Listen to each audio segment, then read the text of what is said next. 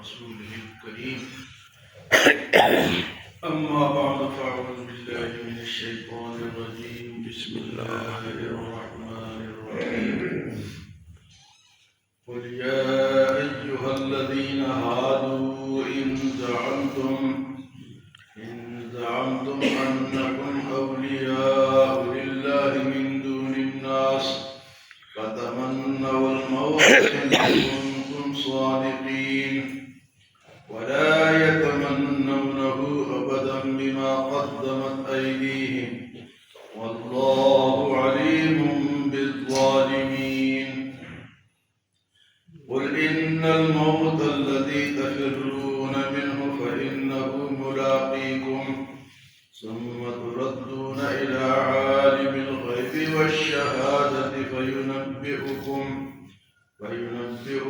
بما كنتم تعملون. سورۃ الجمعہ میں یہودیوں کے لیے اللہ پاک نے ایک چیلنج فرمایا ہے. چیلنج یہ ہے کہ بنی اسرائیل میں حضرت اسحاق علیہ السلام کی اولاد میں بے شمار یہ 4000 نبی آئے. تو بعد میں ان کو یہ گھمنڈ ہوا کہ اتنے نبی جو آئے ہیں تو ہم اللہ کے خاص لوگ ہیں تو ہم بخشائے. بلکہ قرآن پاک میں سورۃ مائدہ میں آتا ہے کہ وہ کہتے تھے نحن ابناء اللہ و احباؤہ، ہم اللہ کے بیٹے ہیں اور اللہ کے پسندیدہ لوگ. یہ کون کہتا تھا؟ یہود. لازمی بات ہے کہ نبی جب آئے اس قوم میں تو پھر فخر تو کرتے تھے، لیکن ان کی یہ بات غلط تھی. اللہ کا کوئی بیٹا نہیں اور اس نے یہ کہیں نہیں فرمایا کہ فلاں قوم سے میں محبت کرتا ہوں. تو ان کا یہ دعویٰ تھا. یہاں اس دعوے کا جواب کیا ہے کہ جب تم اتنے اللہ کے قریب ہو، اللہ کے دوست ہو، اللہ کے بیٹے اپنے آپ کو مانتے ہو، تو پھر اس طرح کرو نا، دعا کرو کہ مر جاؤ. کیونکہ جب اللہ کے پاس جاؤ گے تو مزے مزے ہو، تمہیں وہاں جنت ملے گی اور اللہ کا قرب ملے گا اور مزے مزے ملیں گے. اگر دعویٰ سچا ہے یہ کہو کہ اللہ ہمیں جلدی موت دے دے. تو جب موت مانگو گے تو پھر کیا ہوگا؟ اللہ کے پاس پہنچ جاؤ گے، کیونکہ اللہ تم سے محبت کرتا ہے، تمہارا دعویٰ ہے. تو دعوے کا تو پھر یہ ہے کہ پھر فوراً اللہ کے پاس پہنچنا چاہیے. تو یہاں اس کا ذکر اس طرح ہے قل یا ایھا الذین ہادوا، میرے نبی آپ ان یہودیوں سے کہہ دیں. قل یا ایھا الذین ہادوا، اے نبی آپ ان یہودیوں سے کہہ دو کہ اے یہودیوں، یا ایھا الذین ہادوا ان زعمتم، اگر تمہیں یہ گمان ہے، تمہارا یہ دعویٰ ہے، انکم اولیاء للہ من دون الناس، کہ ہم اللہ کے دوست ہیں دوسرے لوگوں کے سوا، یعنی دوسرے لوگ تو دوست نہیں ہے، ہم دوست. تمہارا یہ دعویٰ انکم اولیاء للہ من دون الناس فتمنوا الموت، پھر موت کی تمنا کرو، ان کنتم صادقین، اگر تم سچے ہو. اگر اللہ کے دوست ہو، بھئی دنیا میں دیکھ لے، اگر کوئی دوست کے پاس جاتا ہے تو دوست بھی خوش ہوتا ہے اور وہ جو جا رہا ہے یہ بھی خوش ہوتا ہے. دونوں دوستوں کی ملاقات ہو رہی ہے. اور حدیث مبارک میں آتا ہے کہ الموت جسر یوصل الحبیب الی الحبیب، موت تو ایک پل ہے، پل. اس طرف بندہ ہے، اس طرف اللہ ہے. یہ جب اللہ کے پاس پہنچے گا تو اللہ سے ملاقات ہو جائے گی، دوست سے ملاقات ہو جائے گی، دوست سے ملاقات نہیں کرنی چاہیے، لیکن کوئی کرتا ہے، کوئی کسی نے آپ نے سنا ہے کہ وہ موت مانگے؟ ہم نہیں مانگتے، ویسے موت مانگنا بھی نہیں چاہیے، موت مانگنا منع ہے۔ حضور صلی اللہ علیہ وسلم کی دعا ہے کہ یا اللہ جب تک میری زندگی میرے لیے بہتر ہے تو مجھے زندگی دے، اور اگر میرے لیے موت بہتر ہے تو پھر مجھے موت دے، جو بہتر ہے مجھے وہ عطا کر۔ تو فرمایا کہ تمہارا دعویٰ ہے تو دعوے کا جواب یہ ہے کہ تم موت مانگو، اللہ سے تمہاری جلدی ملاقات ہو جائے گی۔ فَتَمَنَّوُا الْمَوْتَ ان کنتم صادقین، اگر تم سچے ہو تو پھر اللہ پاک نے ان کے دل کی یہ بات بھی بتا دی، یہ کبھی موت نہیں مانگے، وَلَا يَتَمَنَّوْنَهُ أَبَدًا بِمَا قَدَّمَتْ أَيْدِيهِمْ، یہ کبھی موت نہیں مانگے گے کیونکہ ان کے ہاتھوں نے آگے کیا بھیجا ہے۔ کرتے تو یہ گناہ ہے، اللہ کی نافرمانی کرتے ہیں، اللہ کے نبی کو قتل کیا، موسیٰ علیہ السلام کو نہیں مانا، آج تک سازشیں کر رہے ہیں، تو یہ موت کبھی نہیں مانگے۔ وَلَا يَتَمَنَّوْنَهُ أَبَدًا بِمَا قَدَّمَتْ أَيْدِيهِمْ، کبھی موت نہیں مانگے گے کیونکہ ان کے ہاتھوں نے آگے کیا بھیجا۔ اب ایک بندہ ہے ہم میں سے اور بڑا گناہگار ہے، گناہگار تو ہم سب ہے، لیکن ایک بہت بڑا ہوتا ہے، ایک تو یہ نا کہ توبہ کرتا ہے، نمازیں پڑھتا ہے، اللہ سے معافی کی، ایک جو ہے وہ، تو ان دونوں میں اب فرق ہے۔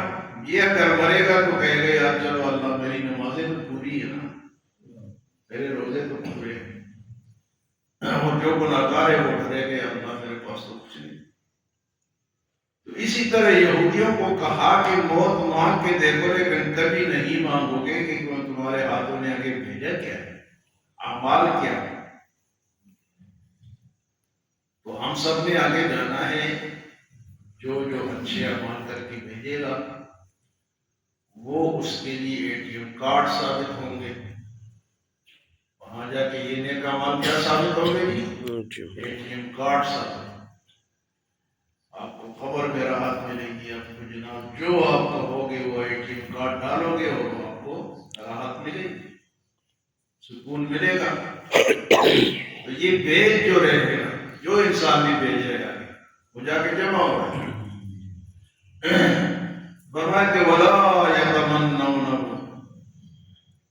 مسلمانوں میں صرف صحابہ کرام ایسے تھے کہ وہ موت سے ڈرتے نہیں تھے اور موت کی تمنا کرتے تھے، کیونکہ ان کو پتہ تھا کہ ہم جنتی۔ حضرت علی رضی اللہ تعالیٰ عنہ، لڑائی ہو رہی ہے، تیروں کی بارش ہے، تو اتنے میں نماز کا ٹائم ہو گیا، آپ نے مصلی بچھا اور نماز شروع کر دی، تیر برس رہے۔ تو آپ کے بیٹے حضرت حسن نے کہا کہ حضرت یہ کیا کر رہے ہیں، تو اسے تیر برس رہے تھے، آپ نے نماز شروع کر دی۔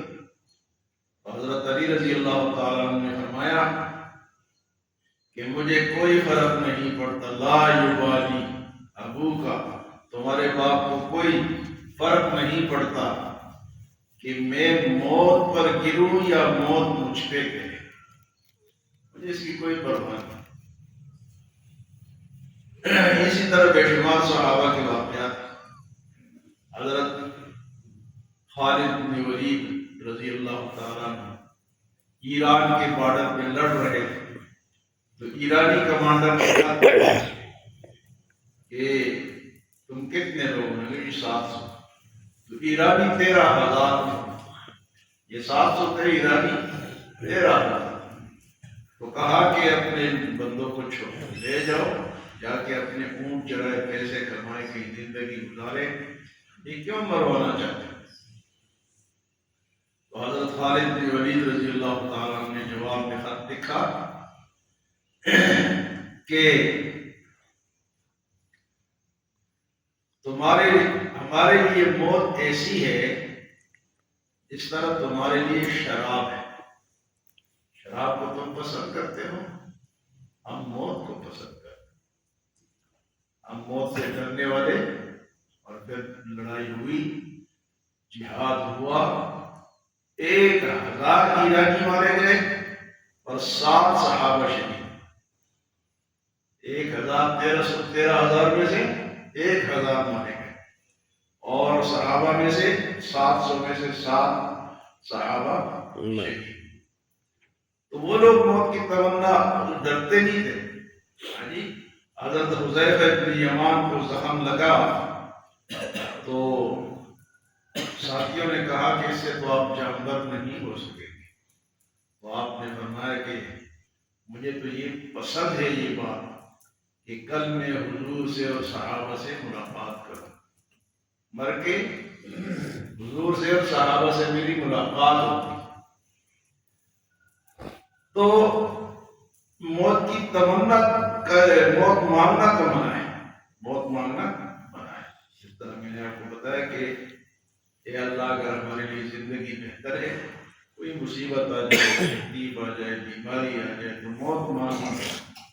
ہاں یہ دعا کر سکتے ہیں، اللہ جب تک میری زندگی میرے لیے بہتر ہے مجھے زندہ رکھ، اور اگر زندگی بہتر نہیں، موت بہتر ہے تو موت دے دے، یہ دعا کر سکتے ہیں۔ لیکن موت کی تمنا کرنا منع ہے یا مانگنا منع ہے۔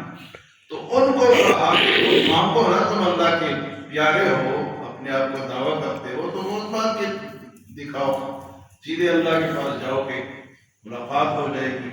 لیکن اللہ نے فرمایا کہ وَلَا يَتَمَنَّوْنَهُ، کبھی یہ تمنا نہیں کریں گے موت کی، بِمَا قَدَّمَتْ أَيْدِيهِمْ، جو انہوں نے آگے بھیجا ہے۔ وَاللَّهُ عَلِيمٌ بِالظَّالِمِينَ، اور اللہ تو ظالموں کو جانتا ہے، اللہ ان کے دلوں کے حال کو جانتا ہے۔ فرمایا قُلْ إِنَّ الْمَوْتَ الَّذِي تَفِرُّونَ مِنْهُ فَإِنَّهُ مُلَاقِيكُمْ، آپ ان سے یہ بھی کہتے ہیں کہ تم موت سے جتنا بھاگو گے اس کی ملاقات تمہاری ساتھ ہو جائے گی۔ جتنا مرضی ہے بھاگو، موت سے ملاقات کرنی کرنی۔ اس میں آتا ہے کہ ایک ہرن کا ایک مثال بیان کی ہے کہ اس پر زمین کا قرض، ہرن پر زمین کا قرض، تو وہ بھاگی تاکہ ادھر سے کہیں اور جاؤں، میں قرض سے تو میری جان چھوٹے، وہ جدھر بھی جاتی تھی ادھر زمین ہوتی۔ ہاں جی، جہاں بھی جاتی ہو ادھر تو زمین۔ تو موت کا قرض یہ، اس سے کوئی بھاگ نہیں سکتا، اس طرح زمین سے کوئی نہیں بھاگ سکتا، اس طرح موت سے بھی۔ تو اللہ فرماتے ہیں قل، آپ فرما دے، ان الموت الذی تفرون منہ، بے شک تم موت سے بھاگو، فإنہ ملاقیکم، وہ تمہارے ساتھ ملاقات کرے گی، ثم تردون الی عالم الغیب والشہادہ، پھر تم لوٹائے جاؤ گے اس عالم الغیب اور شہادہ کے پاس، جو غیب بھی جانتا ہے، ظاہر بھی جانتا ہے اور اندر کی باتیں بھی، پھر تم اس کے پاس جاؤ گے۔ فَيُنَبِّئُكُم بِمَا كُنتُمْ تَعْمَلُونَ، پھر وہ تمہیں بتائے گا کہ تم دنیا میں کیا کرتے رہے ہو۔ تو یہاں یہودیوں کا اس دعوے کو اللہ نے جھٹلا دیے کہ تم کہتے ہو اللہ کے پسندیدہ ہیں، اللہ کے دوست ہیں، اللہ کے بیٹے ہیں۔ نہیں، یہ بات نہیں ہے۔ اگر ہے تو تم موت مانگ کے دیکھو، اور میں کبھی نہیں مانگ سکیں گے یہ موت۔ اور یہودی ویسے بھی موت سے بہت اس وقت سے لے کر آج موت سے اتنے ڈرتے ہیں کہ یہ دیکھو کہ پورا اسرائیل یہودی ہے نا، پورے کفر کی دنیا کی حمایت ان کے ساتھ ہے، وہ ڈرتے رہتے ہیں۔ وہ ایران میں ویسے پٹاخے سے ہو رہے تھے، ہائے ہائے لگی ہوئی تھی کہ ہمیں معاف کر دو، ہمیں یہ کر دو، موت سے وہ ڈرتے ہیں۔ اللہ ہمیں عمل و سمجھ کی